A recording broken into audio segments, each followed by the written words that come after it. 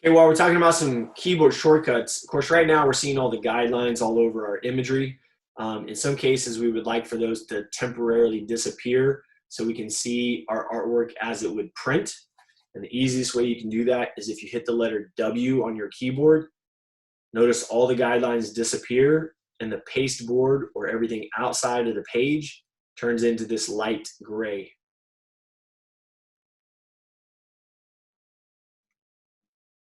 And then you hit W again, and it all comes back.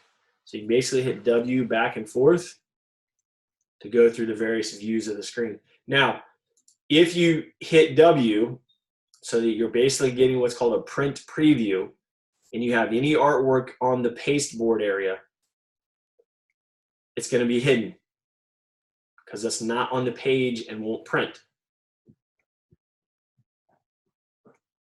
So just keep that in mind.